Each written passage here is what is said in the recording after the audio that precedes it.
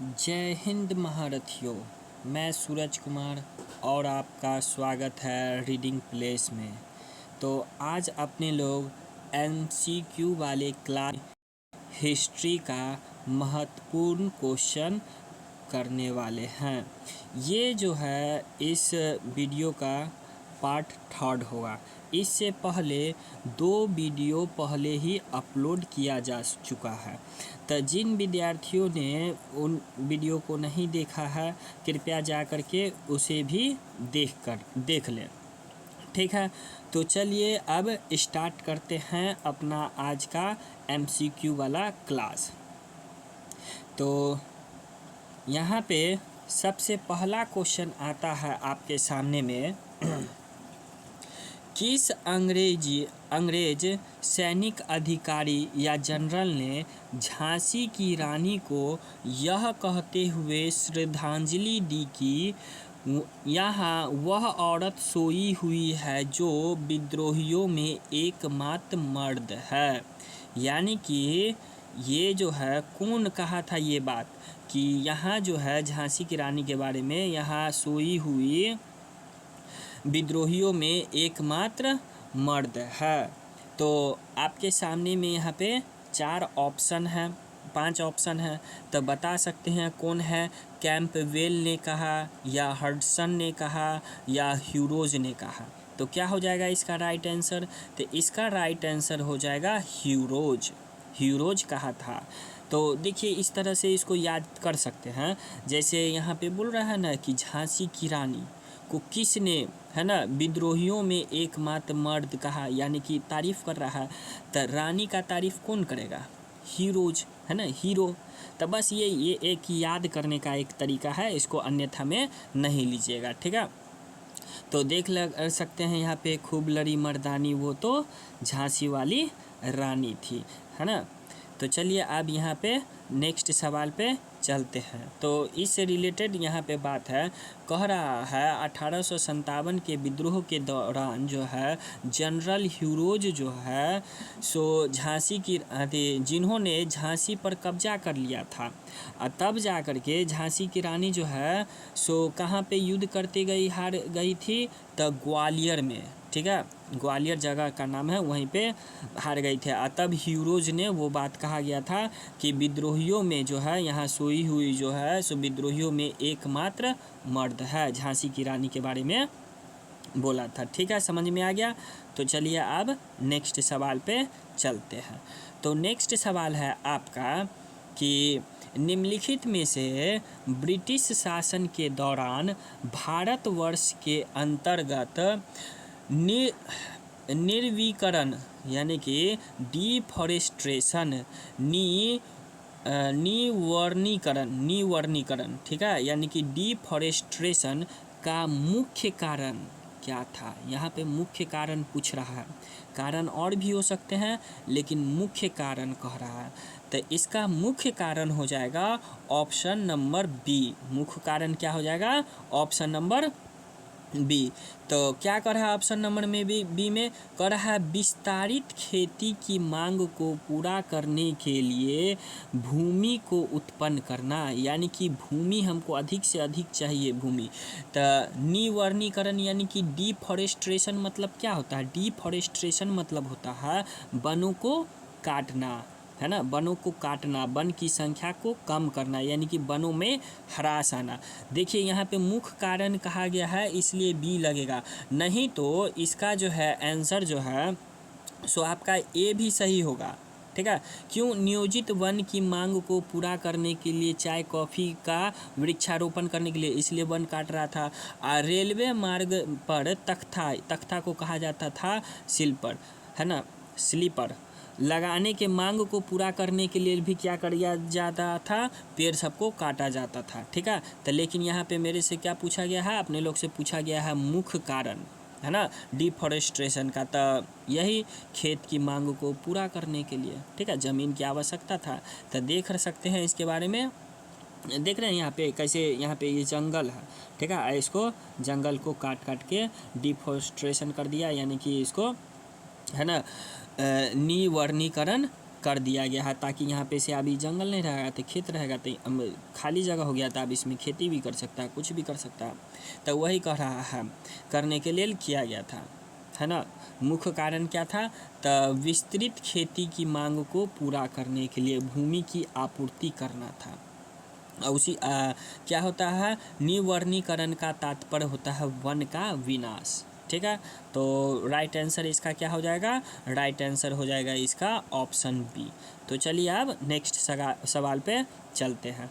तो नेक्स्ट सवाल है आपका यहाँ पे, बिहार में 1781 के विद्रोह के बारे में, 1781 के विद्रोह के बारे में निम्नलिखित में से कौन सा कथन सही है? इस बात को भी ध्यान देना है, सही पूछ रहा है कि गलत पूछ रहा है। ठीक है, तो आपके सामने में 4 ऑप्शन है, तो आप यहाँ पे बता सकते हैं कि क्या है। चलिए जल्दी से इसका बताइए कि क्या हो जाएगा इसका आंसर। ठीक है, इसका आंसर हो जाएगा डी, है ना। आप लोग देखें, इसका आंसर हो जाएगा डी। डी में कौन हो जाएगा? तो डी में हो जाएगा ए और सी। देखिए क्या कह रहा है, बिहार में 1781 का विद्रोह के बारे में कह रहा है यहाँ पे, अंग्रेज बिना किसी परेशानी के विद्रोह को कुचलने में सफल रहा, सही है। उसके बाद यह जमींदारों द्वारा किया गया विद्रोह था, यह जमींदारों द्वारा किया गया विद्रोह था, यानी कि ए एंड सी। ठीक है, नेक्स्ट स्लाइड में इसका आंसर भी दिया हुआ है, तो देख सकते हैं यहाँ पे पूरे भारत में देखना चाहें तो बिहार यहाँ पे है। ठीक है, तो अब और देखते हैं, हाँ ये बिहार में देखते हैं, यही बिहार का मैप है। बगल में यहाँ पे से देख रहे हैं, यही गंगा नदी जा रहा है, वो बिहार के ऊपर में देखते हैं। ठीक है ना, ये होता है पूरब, पश्चिम, उत्तर, दक्षिण अगर लेते हैं, तब बिहार के उत्तर में नेपाल है, पश्चिम में देखा जाए तो उत्तर प्रदेश है, दक्षिण में देखा जाए तो झारखंड है, और पूरब में देखा जाए तो वेस्ट बंगाल है, यानी कि पश्चिम बंगाल। यही गंगा नदी है, यही बिहार की राजधानी है। ठीक है, तो चलिए अब नेक्स्ट पे चलते हैं, है ना। इसका आंसर के बारे में डिटेल से देख रहे हैं, क्या है आंसर दिया हुआ है ए और सी। ठीक है, यहाँ पे देख रहे हैं इसका परिणाम क्या हुआ, कि परिणाम हुआ कि जो भी था इसको बिना कठिनाई के इस विद्रोह को दबा दिया गया। ठीक है, और भी कुछ इम्पोर्टेंट बात लगेगा तो आप इसको इसमें पढ़ सकते हैं। चलिए नेक्स्ट सवाल है, निम्नलिखित में से कौन सा विद्रोह या आंदोलन लंबी दाढ़ी, है ना, दाढ़ी रखने में लगा दिया था। ठीक है, टैक्स कह रहा है लंबी दाढ़ी रखने के लिए लगाए जाने के कारण हुआ था, यानी कि दाढ़ी कोई रखता ना तो उसको टैक्स देना पड़ता था, उसको टैक्स देना पड़ता था। तो उसके लिए कौन सा आंदोलन हुआ? तो क्या है ये? बहावी आंदोलन, उसके बाद है पागलपंथी आंदोलन, उसके बाद फराजी आंदोलन। तो चलिए इसका आंसर देखते हैं। ऐसे इसका आंसर तो हो जाएगा ये, लेकिन इसका आंसर यहाँ पे देखते हैं। तो देखिए, बहावी आंदोलन लंबी दाढ़ी रखने के कारण, कर लगाए जाने के कारण हुआ था। ठीक है, बहावी आंदोलन में संस्थापक कौन थे? बहावी आंदोलन जो हुआ था भारत में, उसका संस्थापक कौन थे? तो सैयद अहमद बरेलवी, सैयद अहमद बरेलवी। अब है देखिए, ये जो बहावी आंदोलन है इसके बारे में भी बहुत चीज़ बनता है। ये इसको जो है ना फरारजी आंदोलन भी कहा जाता है। यही फिर फरारजी आंदोलन जो है ना सो बाद में जा कर के बहावी आंदोलन बन गया था। तो यहाँ पे ऑप्शन में दिया हुआ है बहावी आंदोलन, तो इसलिए अपना लोग यहाँ पे बहावी आंदोलन के बारे में इसका आंसर लगा सकते हैं कि ये जो है सो लंबी दाढ़ी रखने के लिए कौन सा आंदोलन चलाया गया था? तब बहावी आंदोलन, ये नहीं, ये फराजी है। और इसके बारे में जो देख रहे हैं ये क्या है? ये फरायजी आंदोलन। तो दोनों अलग अलग हैं। चलिए नेक्स्ट सवाल है आपका। तो नेक्स्ट सवाल है आपके सामने में, पंजाब में कूका आंदोलन, पंजाब में जो है सो कूका आंदोलन का प्रारंभिक उद्देश्य क्या था? प्रारंभिक उद्देश्य कर रहा है, बाद में फिर अलग हो गया। तब प्रारंभिक उद्देश्य क्या हो जाएगा आपके सामने यहाँ पे 4 ऑप्शन है। सिख धर्म को परिष्कृत करना, उसके बाद पंजाब में राजनीतिक शक्ति प्राप्त करना, उसके बाद कृषक आंदोलन का संगठन। तो इसका राइट आंसर तो यहाँ पे ए हो जाएगा, लेकिन आगे देखते हैं क्या हो जाएगा इसका राइट आंसर। सिख धर्म को परिष्कृत करना, लेकिन इसका डिटेल में आंसर देख लेते हैं। तो देखिए यही है आंसर ए। कर है पंजाब में कूका आंदोलन का प्रारंभिक उद्देश्य क्या था? सिख धर्म को परिष्कृत करना था, जिसका लक्ष्य सिख धर्म में व्याप्त सामाजिक और धार्मिक बुराइयों को दूर करना और उसकी मूल शिक्षाओं की ओर वापस लौटाना था। यानी कि जैसा उसका शिक्षा दिया गया था तो उसी तरह से उसका लौटाना था। तो ठीक है, तो इसका राइट आंसर क्या हो जाएगा? तो इसका राइट आंसर हो जाएगा ऑप्शन नंबर ए, यानी कि सिख धर्म को परिष्कृत करना। चलिए, तो आप यहाँ पे देख ही लिए हैं, अब है ना आगे चलते हैं। तो नेक्स्ट सवाल है अब आपका यहाँ पे कि 1857 के विद्रोह को किसके द्वारा प्रथम भारतीय स्वतंत्रता संग्राम के रूप में वर्णित किया गया था? यानी कि इनमें से कौन जो है सो बताए थे कि 1857 का क्रांति जो हुआ था सो प्रथम भारतीय स्वतंत्रता संग्राम था। तो ऑप्शन ए में है, आपको यहाँ पे फोटो देख के तो आप हालांकि बताइए सकते हैं, लेकिन चलिए ऑप्शन ए में है बी.डी. सावरकर, है ना। बी.डी. सावरकर का फुल फॉर्म क्या होता है? तो फुल फॉर्म यहाँ पे लिखा हुआ विनायक दामोदर सावरकर। ठीक है, ये जन्म कब हुआ था? तो इनका 28 मई 1883 को। मृत्यु कब हो गया था? तो 26 फरवरी 1966। 26 फरवरी 1966। ये देखिए, इनको काला पानी का सज़ा मिला था तो उन्हीं के बारे में कुछ लिखे थे। तो आपको अगर पढ़ना होगा तो इसको वीडियो पॉज करके पढ़ सकते हैं। ठीक है, तो क्या हो जाएगा इसका आंसर? 1857 के क्रांति को कौन प्रथम भारतीय स्वतंत्रता संग्राम कहा था? तो बी.डी. सावरकर। तो चलिए नेक्स्ट सवाल पे चलते हैं, इसका डिटेल में देख लेते हैं और क्या दिले है। हाँ, तो डिटेल में यहाँ पे दिए हुआ है ना कि 1857 के विद्रोह को बी.डी. सावरकर द्वारा सर्वप्रथम भारतीय स्वतंत्रता संग्राम के रूप में वर्णित किया गया था। ठीक है, 1857 का क्रांति जो है एक कैसा विद्रोह था? तो सैनिक विद्रोह था। और इसके बारे में कुछ और भी लेखक है जो 1857 के बारे में क्या कहा है, तो यहाँ पे उसको देख सकते हैं। पहला में है ना, कुछ का नाम हम बता देते हैं। कह रहा है C.R. मजूमदार। C.R. मजूमदार क्या कहे थे? The sepoy mutiny and the revolt of 1857। ठीक है, तो C.R. मजूमदार ने बोले थे। तो अब आगे यहाँ पे चलते हैं, कौन है? S.N. सेन। S.N. सेन ने क्या बोले थे? 1807। सॉरी, ये पुस्तक का नाम है। क्या है? ये पुस्तक का नाम है। तो है ना, S.N. सेन ने कौन सा पुस्तक लिखे थे? तो 1857। ठीक है, नेक्स्ट चलते हैं, है ना। नेक्स्ट है तीसरा नंबर में T.R. होम्स के पुस्तक का नाम क्या है? The history of Indian mutiny. Next है अशोक मेहता जो है, एक मिनट, अशोक मेहता जो है कौन सा बुक लिखे थे? द ग्रेट रिबेलियन, है ना। ऐसे याद किए थे कि जैसे अशोक महान थे ना, तो ग्रेट माने महान होता है, तो उसी से हम याद कर लिए थे कि अशोक, है ना, कौन लिखे थे? अशोक मेहता कौन लिखे थे? The great rebellion. चलिए नेक्स्ट सवाल, नेक्स्ट है इनका सैयद अहमद खां। कौन सा बुक लिखे थे? The causes of Indian revolt. Syed Ahmad Khan कौन सा बुक लिखे थे? The causes of Indian revolt. Next है ना J.B. मालसेन ने कौन सा बुक लिखे थे? The Indian mutiny of 1857। Next है P.C. जोशी ने कौन लिखे थे? The rebellion 1857। P.C. जोशी का बुक का क्या नाम है? The rebellion 1857। नेक्स्ट है S.B. चौधरी क्या लिखे हैं? तो लिखे हैं ये theories of the Indian mutiny, theories of the Indian mutiny.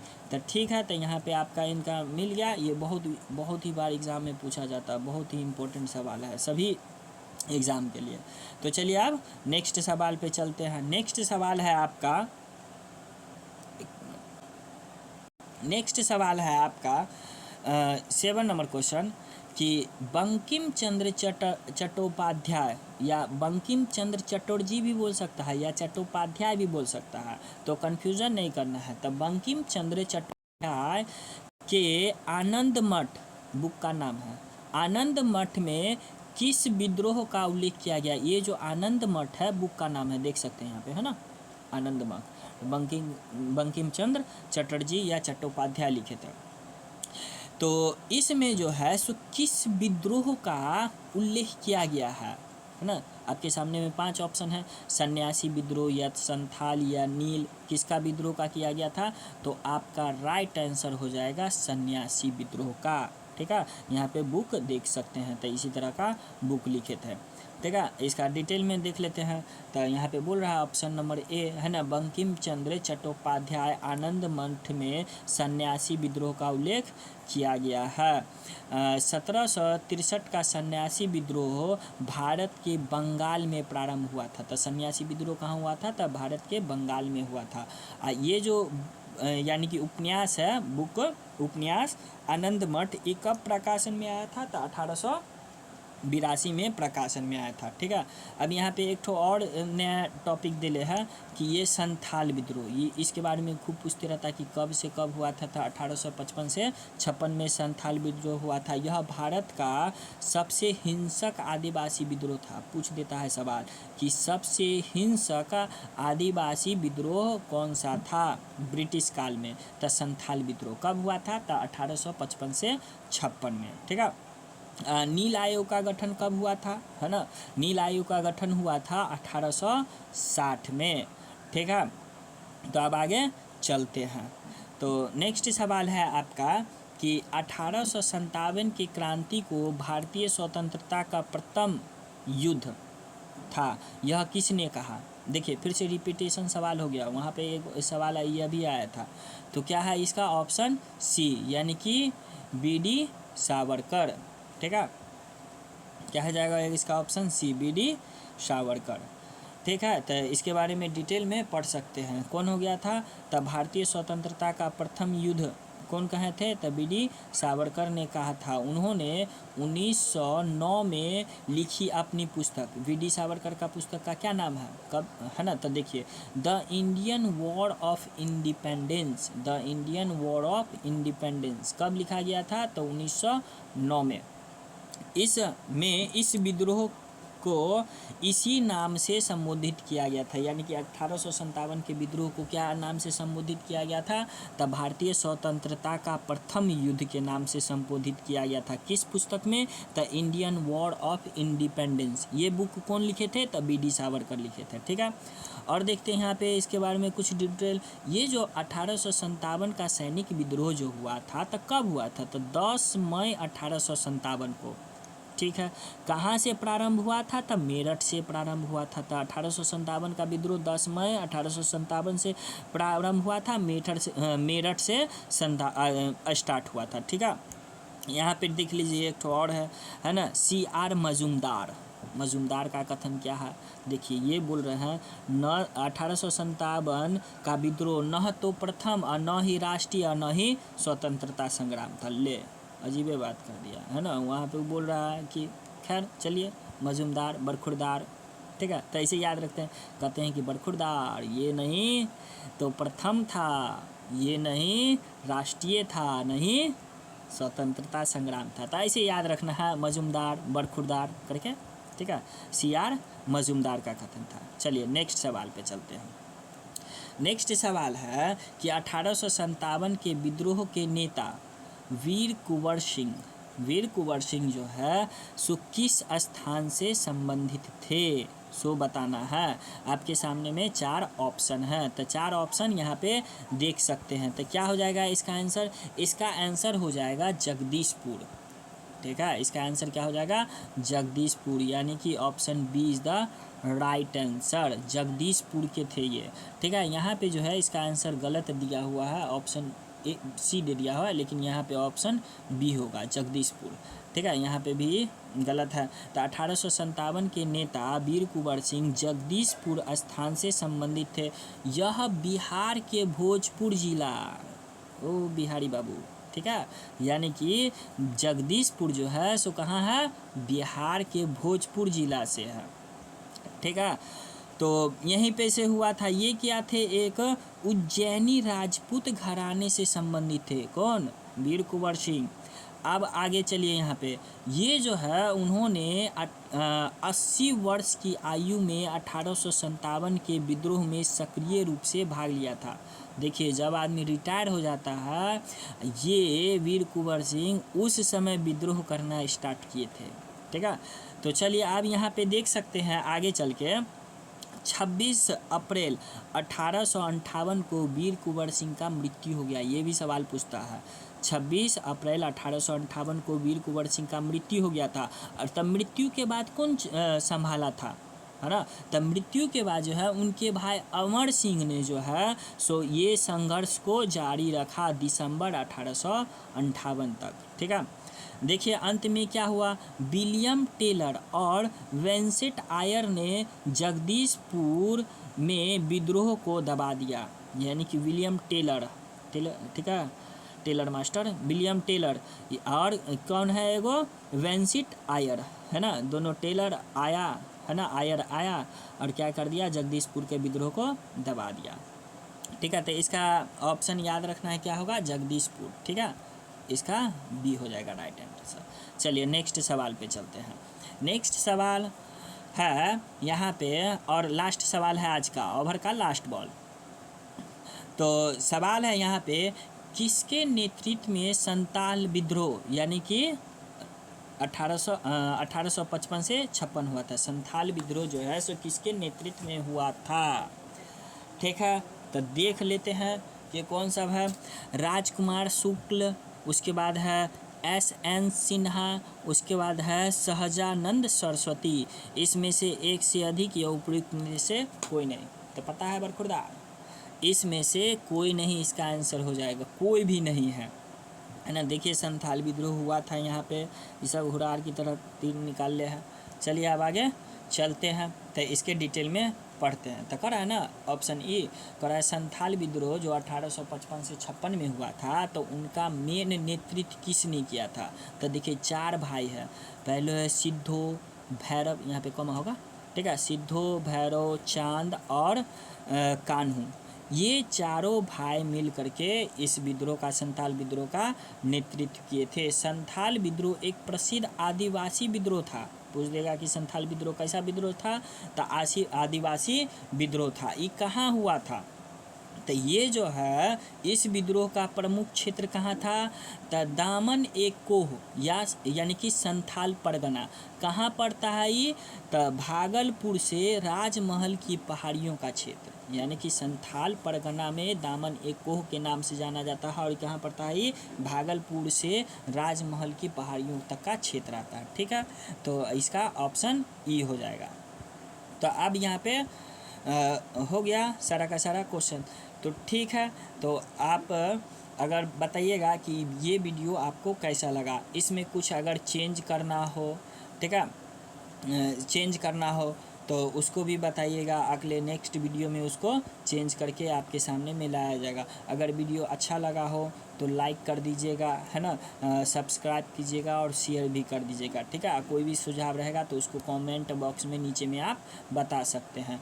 तो आज की सेवा यहीं पे समाप्त करते हैं और मिलते हैं अब कल। तब तक के लिए जय हिंद, जय भारत।